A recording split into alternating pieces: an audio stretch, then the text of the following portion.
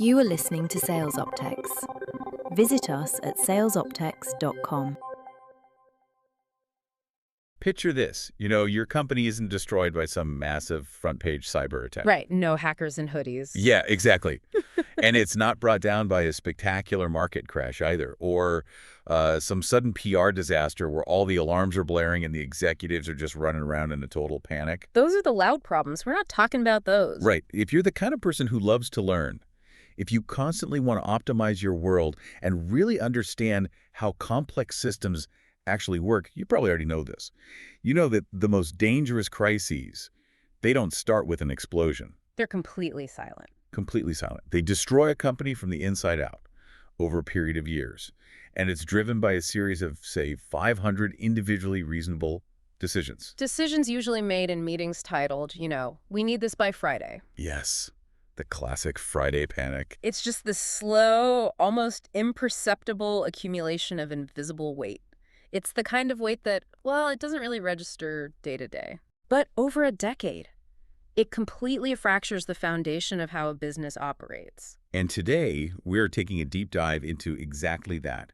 It's a silent architectural crisis that is actively happening right now in businesses everywhere. Everywhere. It's so common. We're looking at a really fascinating piece of source text today. It's titled, "Stop Building Everything in Salesforce." Such a great title. It is. Now, I want to be super clear right up front. Our mission today isn't just to, talk about software. Right. This isn't a tech support manual. No, definitely not a vendor review. Yeah. The goal here is to really understand how good intentions, genuinely good intentions, can accidentally build this chaotic, collapsing everything machine. Because nobody sets out to build a disaster. Exactly. Okay, let's unpack this. How does a tool that was literally meant to just manage customer relationships become the center of a total structural nightmare? Well, it is such a compelling text because at its core, this whole thing is a masterclass in system design versus human behavior. Human behavior is the real culprit here, isn't it? Yeah. Oh, absolutely. The source uses Salesforce and sales operations teams as this specific case study, right? But the underlying psychology, it applies to literally any system you might be managing in your life or your business. Any system at all. Yeah. It is the classic problem of local optimization without global design. Okay, break that down for me. Local versus global. So when a team optimizes for the immediate problem right in front of them, that local problem, without anyone watching the entire ecosystem, the global system eventually just caves in on itself. Right, because nobody wakes up in the morning, gets out of bed, and says, you know what, I'm going to ruin our enterprise architecture today. No, they're just trying to survive the week. But we have to start at the beginning. To understand how we get to this massively bloated state, we really have to look at how a system designed for a very specific purpose, just helping a sales team sell things, morphs into this monstrous entity. Right. It starts with flexibility. Exactly. Our source material points out that Salesforce is, honestly, one of the most configurable platforms a business team will ever touch. It's incredibly powerful that way. It is. And the great irony here is that its incredible flexibility is actually its greatest danger. Yeah, it's a double-edged sword. Over time, it just slowly starts absorbing every single requirement in the company. It becomes the data warehouse. Right. It becomes the integration tool. The master data hub. Yes. Yeah. And the workflow engine, all at the exact same time. And the really tragic part is that it ends up doing all of those extra jobs slowly, expensively, and honestly, terribly. Terribly. Just objectively bad. But to really grasp the crisis, you have to look at the mechanics of how it gets there. Like you mentioned, it never happens through one catastrophic boardroom-level bad decision. Right. The executives aren't sitting around some big mahogany table voting to build a tangled mess. No, it happens through those 500 tiny, frantic meetings. Those Friday meetings. Exactly. A new process rolls out for the marketing team. Just put it in Salesforce. Because it's easy. Right. We need raw transactional data from the finance team so reps can see it during a call. Just pipe it into Salesforce. Exactly. Or, we need a weird, highly specific one-off planning module for the European team. Oh, man. Spin up a custom object and ship it by the end of the week. You've lived this. I have. I've been in those exact meetings. I mean, the pressure is immense. You have a VP of sales literally breathing down your neck. The quarter is ending. And someone just says, make it work. And nobody in those meetings is acting maliciously. Not at all. Yeah. They aren't even being lazy, really. If you're listening right now and you've been the one to click Create New Field, you know you were just trying to help the business function. Exactly. In the room, on that specific day, for the specific person who needed a solution by Friday, putting it in Salesforce was genuinely the fastest, cheapest, and most logical path forward. It was the right call in that exact minute. Yeah. Every individual decision was entirely correct in isolation. The problem is that nobody was ever accountable for the global system. There's no villain in this story. No villain at all. There just wasn't an architect. I want to dig into how Salesforce, specifically, got to this position of immense power in the first place. Because the source makes a really critical historical point here. It's a really fascinating history. Historically, Salesforce became this massive global behemoth, largely because it broke the business's dependency on the IT department. Right. It bypassed IT completely. Let's cast our minds back.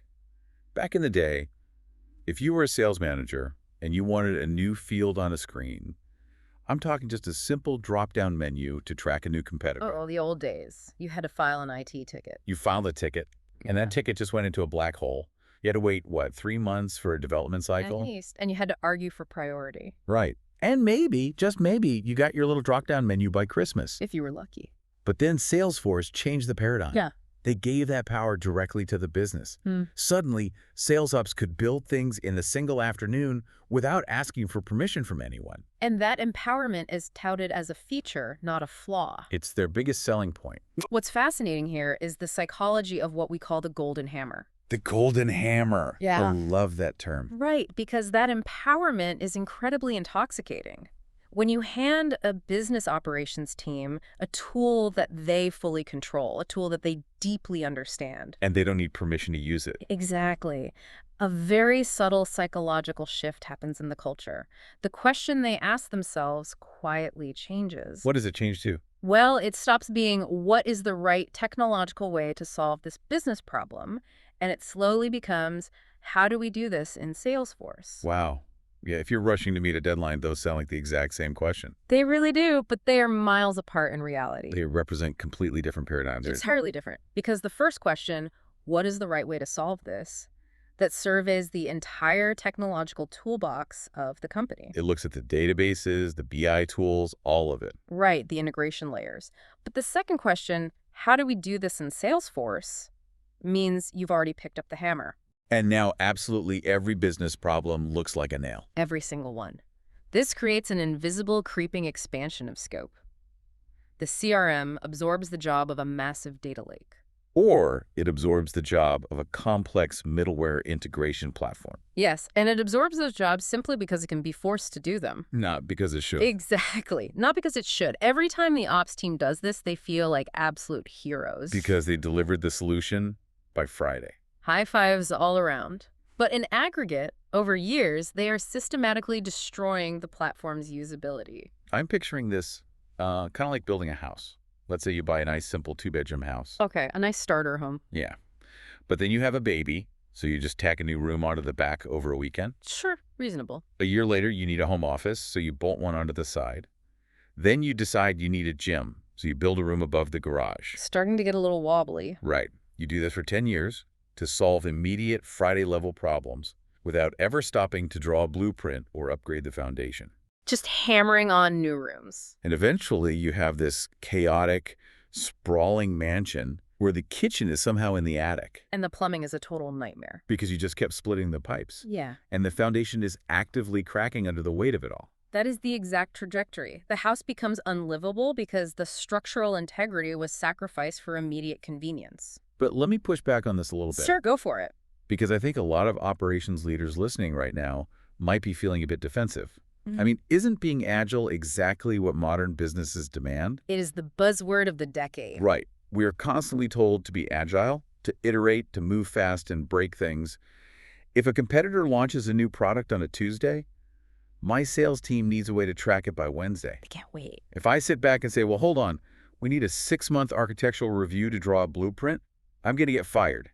Agility is survival. Agility is absolutely necessary for survival. I agree. But the text explicitly warns about conflating agility with architectural anarchy. Architectural anarchy, that's good. Agility without a foundational architecture is just speed in the direction of a cliff. Oh, wow. Being truly agile means having a flexible, well-designed system that can adapt to new requirements quickly without breaking. Without cracking the foundation. Right.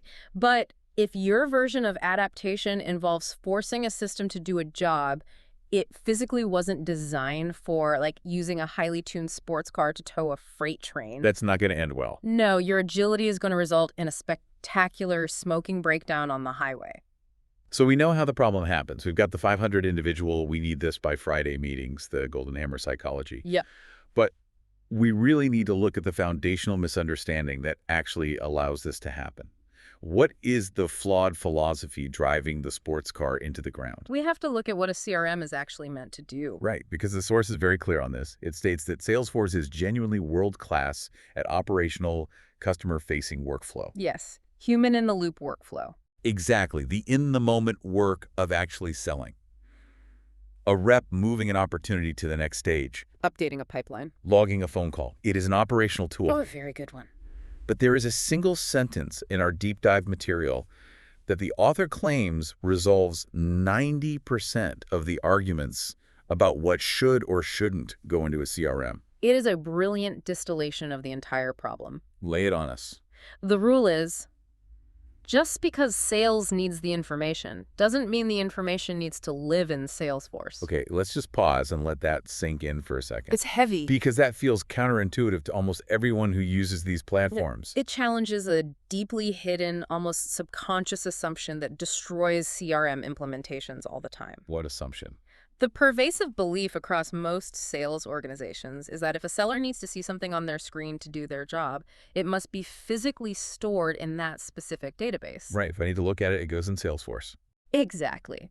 But we have to rigorously dissect the difference between four distinct concepts here: access, storage, computation, and ownership. Okay, break those down. They are completely different technical requirements. A seller absolutely might need to know a customer's real-time credit status before they walk into a meeting. Sure, to pitch a massive new deal. You don't want to pitch a company that's bankrupt. Exactly.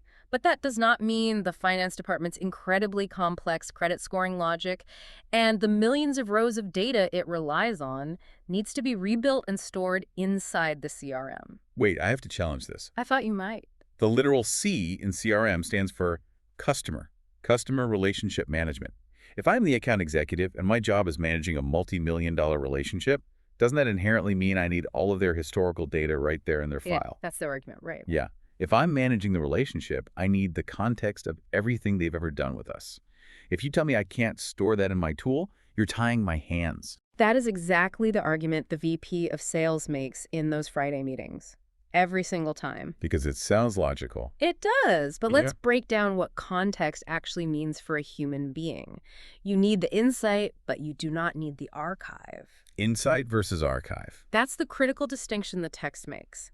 Let's say you're that account executive. Do you actually practically need to scroll through 400 million individual invoice line items from the last 10 years to understand the relationship? No. I'd probably lose my mind if I tried to read that. Of course not. No human brain processes raw data that way. What you actually want is to know if their spending is trending up or down this quarter. Right. You want to know what their top purchased product category is. You want a bright red alert on the screen if their renewal usage is dropping. Just the summary.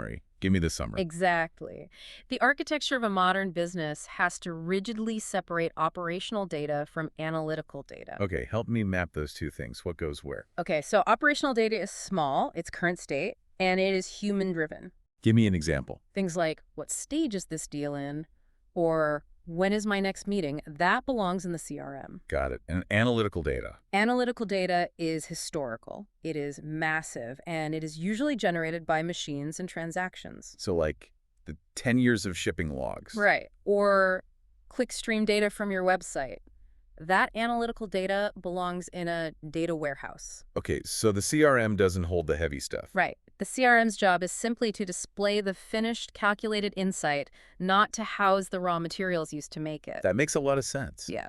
The rep needs to see the dashboard dial. They don't need to carry the engine block in their lap. I like that, yes. But this perfectly transitions into the consequences. Yeah.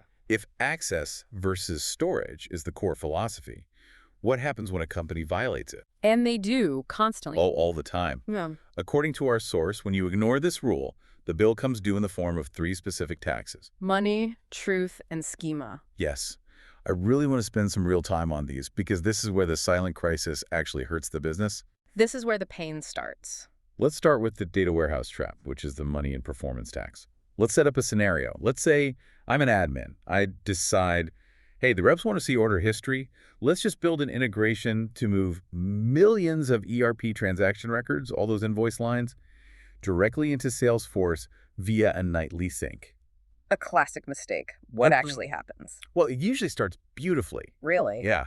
In the development sandbox with, 1,000 test records, it looks like absolute magic. The reps love it. Look at all this data. But when it hits reality and scales up to production, the first wave that hits the company is the sheer financial cost. Let's talk about the money. We have to talk about how cloud platforms price their storage. Storage in a platform like Salesforce is not priced like an Amazon Web Services S3 bucket or a Google Cloud database. It's not just cheap commodity storage. Not at all. It is priced like a luxury good. What do you mean by a luxury good? Like, how expensive are we talking? We are frequently talking about list prices of over $1,000 per gigabyte per year. Wait, $1,000 for 1 gigabyte? Yep. You can get a terabyte hard drive at an electronics store for like $50. Exactly. And furthermore, platforms often meter this by the record. What does that mean? It means they assign something like 2 kilobytes of storage space to every single row, regardless of how much text is actually in it. Oh, so even if the row is just a date and a price, it still eats up a massive chunk of space. Exactly. So when you pump millions upon millions of rows of low-value invoice lines into the system, those rows turn into real, highly expensive gigabytes incredibly fast. Wow. You are suddenly paying absolute premium, top-tier pricing to store cold, historical data that no human being is actively querying line by line. And if you stored that in a warehouse... If you stored that exact same data in a proper modern data warehouse like Snowflake or BigQuery, the cost would literally be a rounding error on your IT budget. like pennies. Literally pennies. A luxury good. It's like renting a penthouse apartment in Manhattan overlooking Central Park, paying $50,000 a month, and using it exclusively to store cardboard boxes of your old college textbooks. That's a great analogy. It's a colossal, unjustifiable waste of premium space. But okay, let's play devil's advocate. Let's say the company is highly profitable and they just don't care about the storage bill. They say, fine, write the check, we want the data in Salesforce. Must be nice. Right. But it's not just a financial tax, is it? There is a massive performance tax. The text mentions something called LDV. Yes, large data volumes. This is where the physics of the database kick in. Even if you have unlimited money, you cannot rewrite the laws of physics. What happens? Once a custom object in Salesforce holds millions of rows, the entire system begins to degrade, it starts to crawl, and then it just fundamentally breaks. How so? If a user tries to run a report or a query that filters on a field that isn't perfectly indexed by the back-end architecture, the platform will simply reject it. It will time out. But wait, why does it time out? If I search Google for a random phrase, it searches billions of pages in a millisecond. Why does a multi-billion-dollar CRM choke on 5 million invoice lines? Because of how multi-tenant cloud architecture works. Multi-tenant. Okay, explain that. Think of a platform like Salesforce as a massive luxury apartment building. You're sharing the foundational infrastructure, the plumbing, the electricity, the processing power with thousands of other companies. Right. Everyone's in the same building. So to ensure that your massive, unoptimized query of 10 million invoice lines doesn't drain all the processing power and crash the system for another company down the hall, the platform uses governor limits. Governor limits, like speed limiters on a car. Essentially, yes. They are hard-coded circuit breakers. For example, a standard synchronous database query in Salesforce will hit a hard stop at exactly 50,000 rows, period. Wow, 50,000 rows. That is nothing in the context of enterprise data. It's a fraction of a fraction. Yeah. So that nightly sync of ERP data that worked perfectly in month 1 when you only had 10,000 records? Yeah, the one that looked like magic in the sandbox. Right. It silently fails at scale in month 12 when you hit 50,001. The circuit breaker trips. The sync stops working. And nobody knows. Nope. The sellers open an account page the next morning. The data is stale or completely missing, and nobody knows why until developer spends 3 days digging through back-end error logs. What a nightmare. And that's just the production environment. This massive data volume bloats all of your development sandboxes too. Oh, so even testing new features becomes a pain. Exactly. Every time your IT team tries to test a new feature, they are wrestling with gigabytes of dummy data. It makes the entire development lifecycle crawl to a halt. And the fix for this is so remarkably elegant compared to the nightmare you just described. It really is. Like we established earlier with the access versus storage rule, the seller doesn't actually need the millions of rows. No, they don't. Our source points out that to give the seller the context they actually need, they probably only need 5 things. 5 fields. Just 5. Let's list them. Trailing 12-month revenue. Yeah. The date of their last order. The overall spending trend like. Is it up or down? Their top purchase product. And maybe an alert field if their usage drops. That is it. Right. You keep the 400 million rows of raw data in the incredibly cheap, highly scalable data warehouse.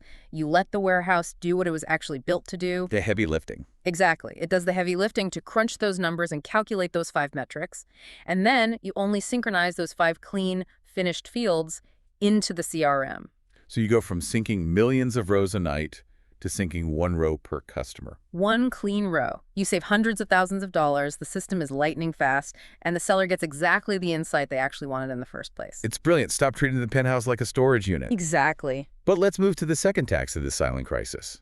We've paid the money tax. We've paid the performance tax. The source calls the second tax duplicating data, or the loss of truth. If we connect this to the bigger picture of running a massive corporation, this is arguably the most corrosive tax of all. The most corrosive. Why? Because it doesn't just destroy performance, it destroys trust. And once a company loses trust in its own data, decision-making grinds to a total halt. People just stop believing the numbers. Right. Let's trace a single, simple concept through a bloated architecture. Let's look at a product, a physical thing the company sells. Okay. A widget. In a normal business, the ERP system, the central nervous system for finance and inventory, creates the product. It sets the SKU, prices it, and eventually retires it. The ERP is the origin point. Okay, that makes total sense. Finance owns a widget. But then the cycle begins. The sales team needs to quote that product to customers, so a copy of the product table gets synced into the CRM. Okay, copy number 1. The marketing team needs to run campaigns on that product, so another copy goes into the marketing automation platform. Copy number 2. The analytics team needs to build revenue dashboards, so a copy goes to the data warehouse. You now have 4 completely distinct, physically separated copies of product loose in the company. I can already see the disaster unfolding here. It's like the childhood game of telephone, but with enterprise data. Exactly like telephone. Because what happens 6 months later when someone in the core operations team decides to reorganize the product categories? Or they tweak the pricing tier by 5%. Oh boy. Which copy gets updated first? Right. And which one wins if there's a conflict? The salesperson pulls a quarterly revenue projection in Salesforce. The marketer pulls a campaign ROI metric in their tool.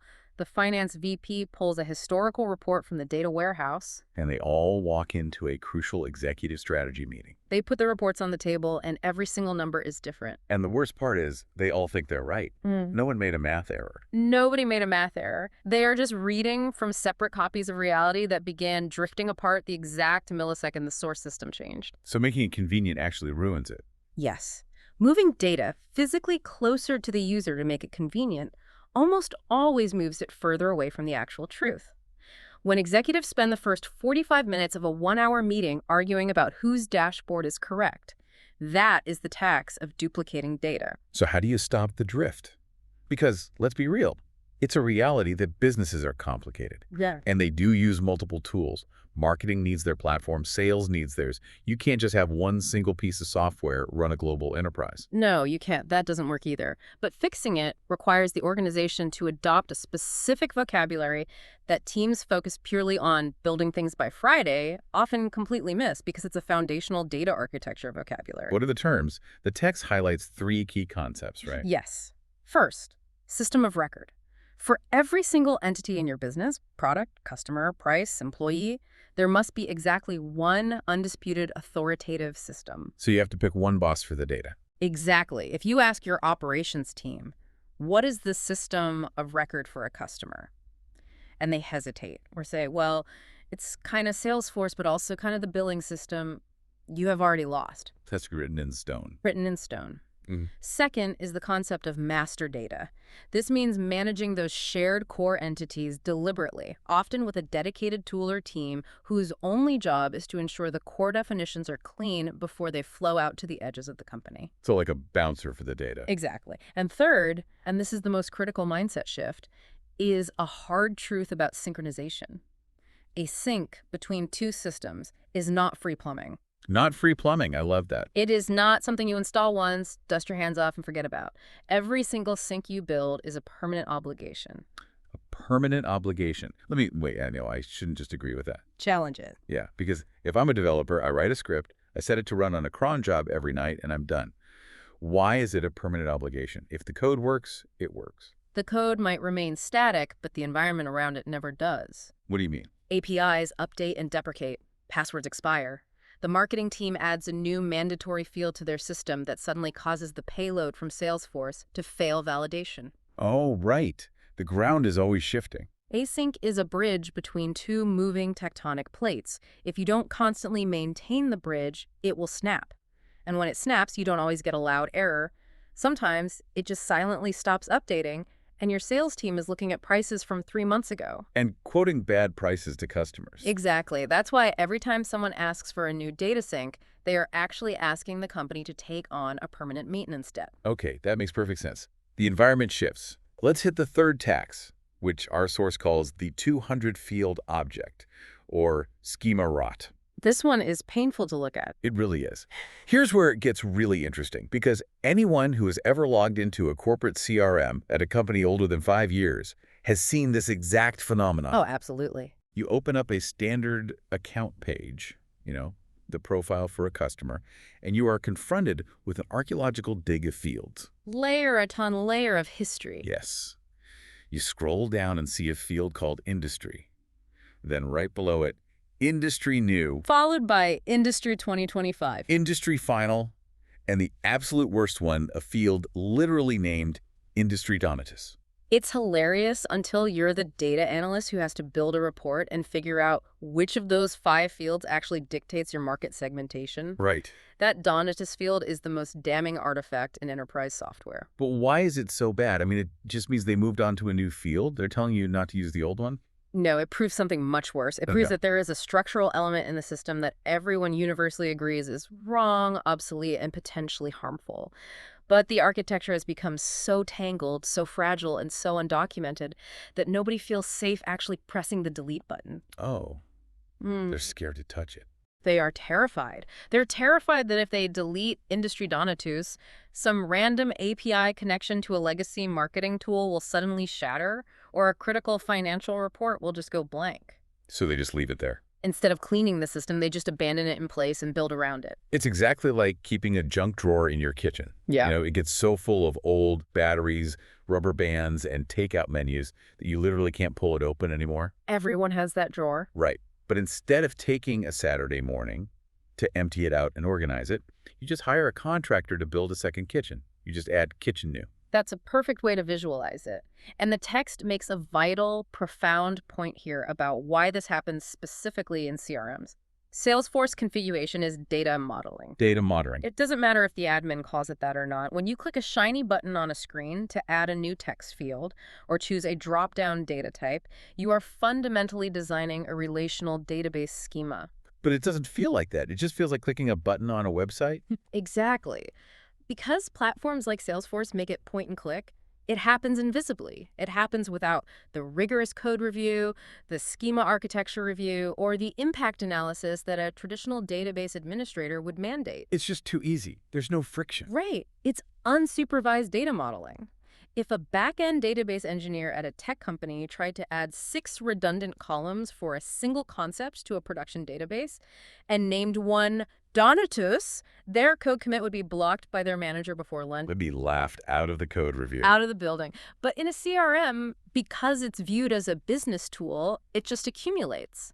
And the business users just shrug and call it normal clutter. But it's not clutter. It is an unmanaged, rotting database schema that slows down every single future innovation. Wow. So we've talked extensively about the taxes of storing data improperly, the money, the loss of truth, the rotting schema, but the source material pushes even further into the crisis. What about when we ask the CRM to think improperly? This is a huge issue. Because data storage is one thing, but processing is another. This brings us to the computation and logic fallacies. Give me the scenario outlined in the text regarding messy customer data.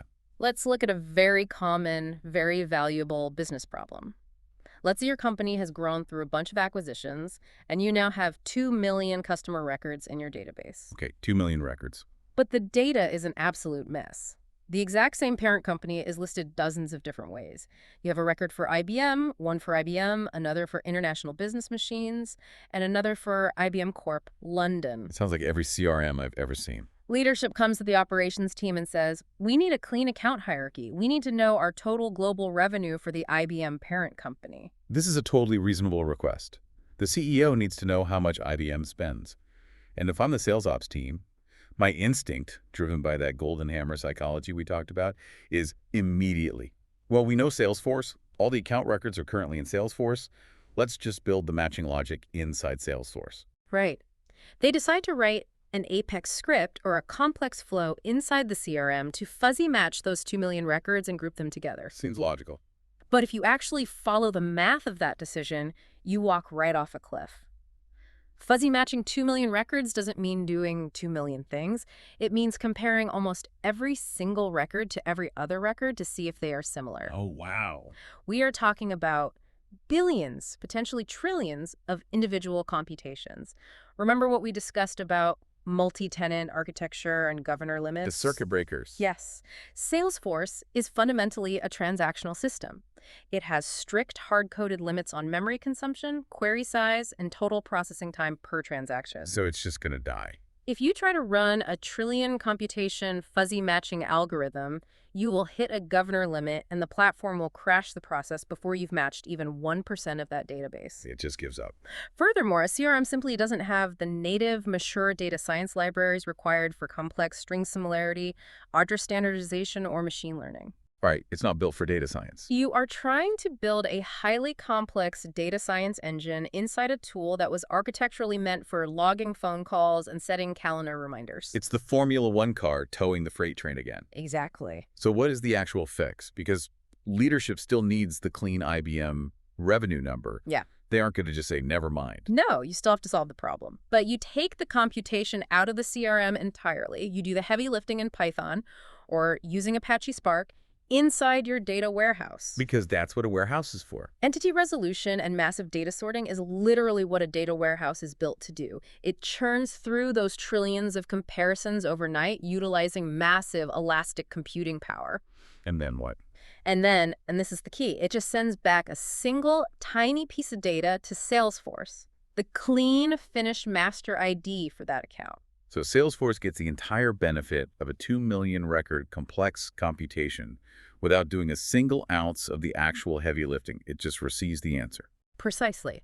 But this brings up a very important nuance about what we call business logic.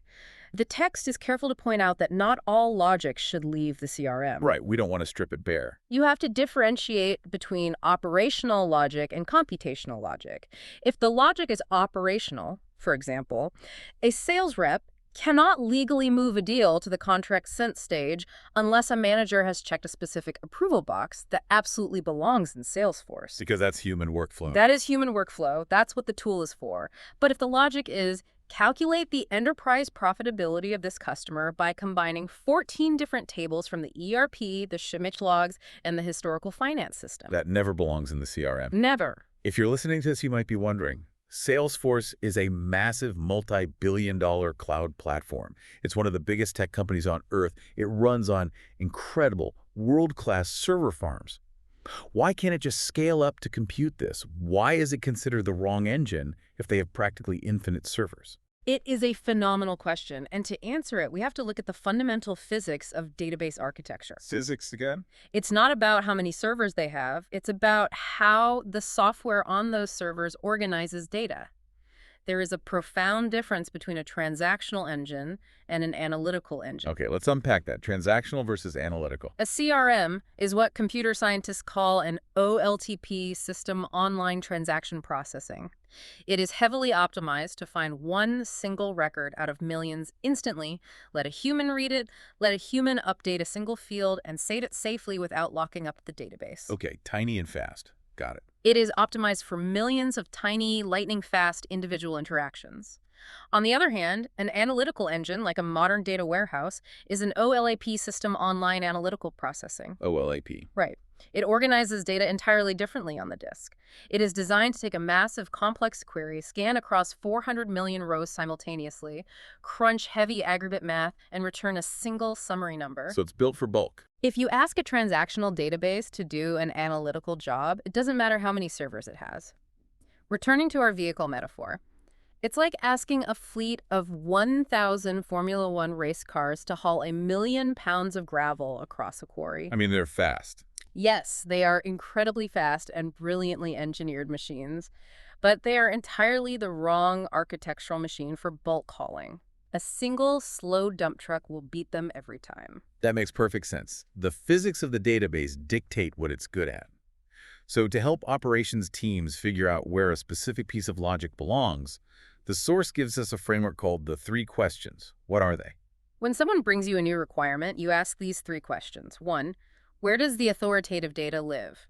If the inputs for the calculation belong to the finance system, the logic probably belongs there too, not in a CRM working off stale synced copies. Okay, question 2. 2, who needs a result? If the seller needs it on their screen, that just tells you where the answer should surface, not where the answer should be calculated. Big difference. Mm-hmm. And the 3rd. And 3, which system is architecturally best suited for the complex math? And I imagine the answers to those 3 questions rarely point to the exact same system. Exactly. When you ask those 3 questions, the answers will often scatter across your entire tech stack. And that scatter is your diagnosis. It tells you that you need an integration. So what's the golden rule here? The golden rule you arrive at is this. Compute where the data and the horsepower naturally live. Surface the result where the user actually works. Okay, so the listener now knows exactly what not to do. They understand the philosophy of access versus storage, the taxes they pay for violating it, and the difference between operational and analytical databases. They got the theory. But how do we practically fix it without completely breaking the business processes that rely on this stuff?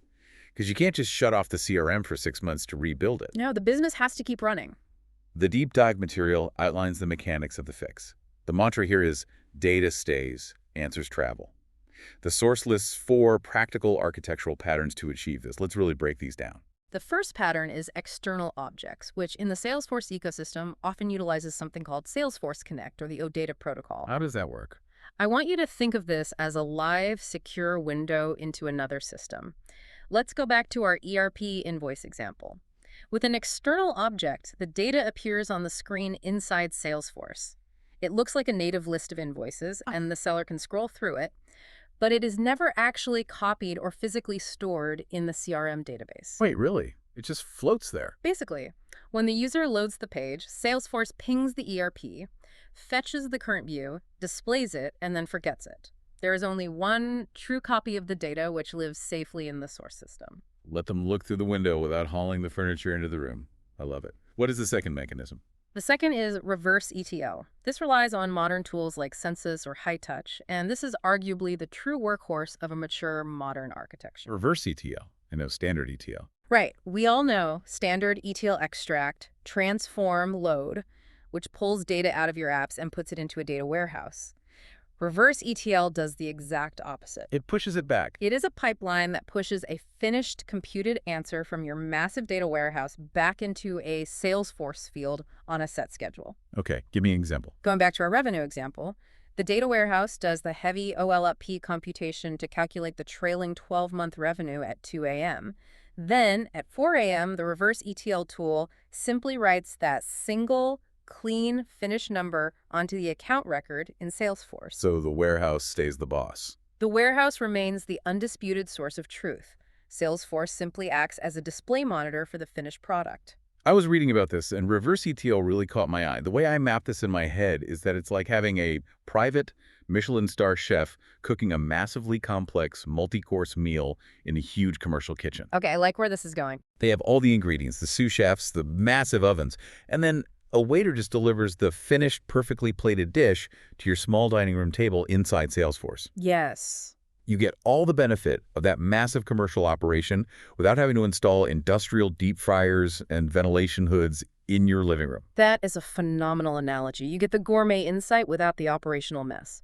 Now, the third mechanism is events, specifically platform events or change data capture, often comes CDC. Events. This is your real-time streaming option. Historically, if System A needed data from System B, it had to constantly ask, do you have new data? Do you have new data? Every 5 minutes. Like a kid in the back seat. Are we there yet? Exactly. That's incredibly inefficient.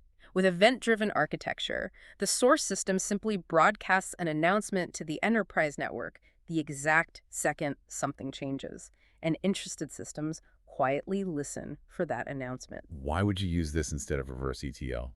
Just for speed. Yes, you use this when timing is absolutely critical to the business.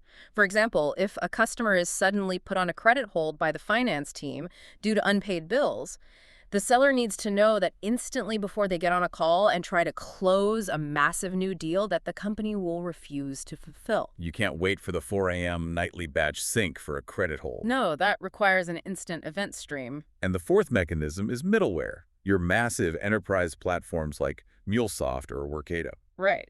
Middleware is the heavy orchestration layer. You use this for complex processes that span across multiple systems and require rigorous, logic-driven error handling. Like what? For instance, the quote-to-cash process, where a closed deal in Salesforce has to trigger an invoice in the ERP, alert the shipping warehouse, and notify the customer success platform, all in a specific sequence. But looking at these four options, the source material places a massive emphasis on a specific golden rule regarding these mechanics. Yes, and this is a rule many eager architects fail to learn until they've burned out. What's the rule? The rule is, most of the time, batch is fine. Batch is fine, just batch it. Over-engineering a complex, fragile, real-time streaming event pipeline for data that only changes once a day, like a trailing revenue metric or a market segment, is a massive waste of expensive engineering resources. It's just overkill. It introduces unnecessary fragility. If a batch sync breaks, you fix it and rerun it. If a real-time stream breaks, you lose messages into the ether. Choose the simplest mechanism that satisfies the actual business requirement. So if this bloated architecture has been a problem for a decade, why is it suddenly a 5-alarm fire today? Why does fixing this matter right now? Because the ground is shifting again. It has everything to do with a fundamental shift in the technology landscape happening beneath our feet. We're talking about AI, agents, and the transition to a mature architecture. This is where it gets really urgent. For years, the ultimate excuse for bloating Salesforce, the trump card that sales ops would always play, was the seller needs everything in one place or they simply won't use it. They refuse to toggle between tabs. And honestly, that was a fair argument. It was. If I'm a rep and I have to log into 5 different enterprise systems with 5 different passwords just to prep for a 30-minute sales call, I'm just not going to do it. I'll wing it. It was a very valid, human-centric constraint. Human behavior dictated the poor architecture. The desire for one single pane of glass beat the right database for the right job, even if it meant creating a tangled, expensive mess on the back end. Right. But this raises an important question. What happens to that architectural compromise when the user interface is no longer tethered to the physical storage of the data? AI agents completely destroy that constraint. Entirely. An AI agent fundamentally does not care where the data physically lives. Right. You can just go get it. At the moment, a seller types a prompt, prep me for my meeting with Acme Core in 5 minutes. The agent can instantly reach across multiple systems via APIs. It pulls the current opportunity pipeline from Salesforce. In real time. In the same second, it fetches historical sales trends from the data warehouse, grabs the corporate hierarchy from the master data hub, and pulls recent email engagement from the marketing platform. And just knits it all together. It synthesizes all of it and composes a single, coherent, natural language brief. The seller experiences having everything in one place, but the data never actually moved. The AI interface did the unifying on the fly. Exactly. The storage stayed perfectly, cleanly, architecturally distributed in the correct systems. So the entire conceptual map of the enterprise shifts. For the last decade, Salesforce has been treated as the sun at the center of the solar system, using its massive gravitational pull to suck every piece of company data into its orbit. Right, the center of everything. But in this new model, it stops being the sun. It becomes a really excellent, highly operational participant at the edge of a mature ecosystem alongside the data warehouse and the ERP. Exactly, and this brings us to why this is an urgent board-level crisis and not just an academic debate among database administrators. An AI agent is only as good and only as accurate as the sources it retrieves its data from. Garbage in, garbage out. If you have a clean, distributed architecture where every system does its specific job, AI agents feel like absolute magic. They give you superpowers. But If you have a legacy overloaded everything in Salesforce organization with 4 conflicting copies of a product table, broken syncs, and hundreds of fields named industry donatists, oh no. the AI doesn't know the difference. It doesn't have the human intuition to ignore the bad fields. It doesn't error out. It just reads the garbage data and returns a highly confident, completely wrong answer. It hallucinates based on your bad architecture. It takes the broken telephone game and presents it as absolute fact to your executives. Yes. Your highly customized, deeply entrenched CRM, which for years was considered your greatest operational asset, instantly becomes your greatest liability in an AI-driven world. That is a scary thought. You cannot deploy modern AI on top of a rotting schema. It will just operationalize your dysfunction at scale. Let me play devil's advocate here, specifically speaking to the sales operations leaders listening who might be feeling a bit of existential dread right now. Sure.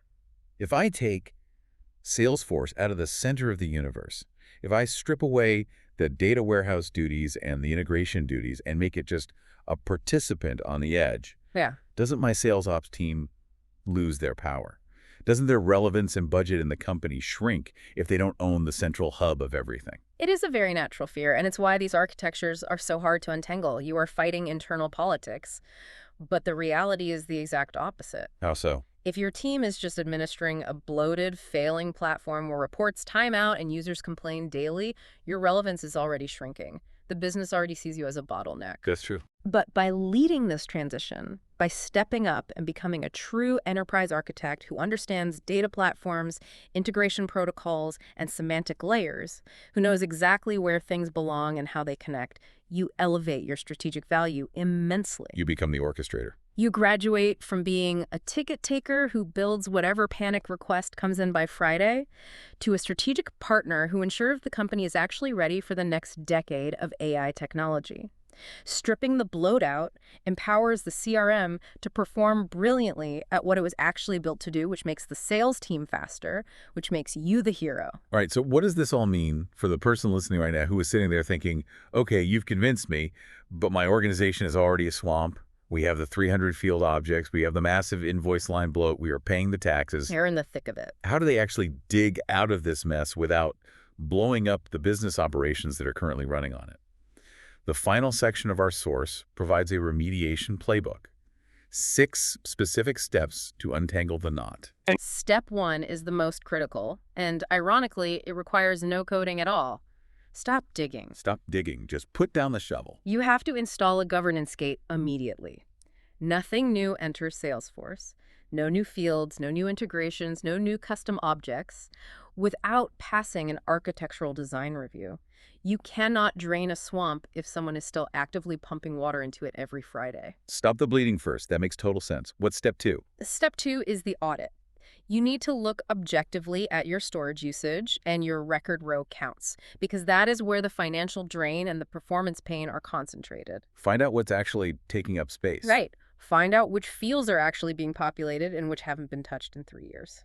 Step 3. Name the systems of record. Draw a hard line in the sand. Get everyone in a room. Get the executives in a room and declare in writing which specific piece of software owns the ultimate truth for customer, which owns product, and which owns invoice. And step 4 is where the actual work begins.